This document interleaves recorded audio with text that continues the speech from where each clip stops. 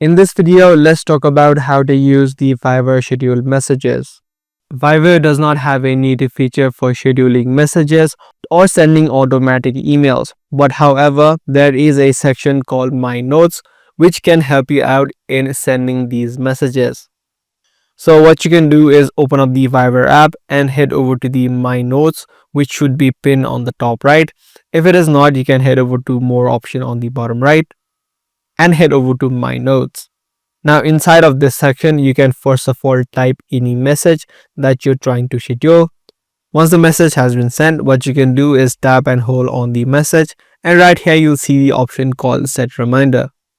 This way you can set an exact reminder on the date and time you want to send this message. Once the date and time has been set, you can also set up the reminders if you want it daily, weekly or monthly, or if you don't want to repeat at all.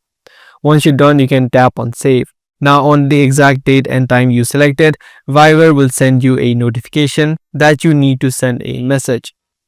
This is the only thing that you can do inside of Fiverr in terms of scheduling a message. But if you are a business, you can just use third-party platforms or CRMs in order to schedule or automate your messaging inside of Fiverr.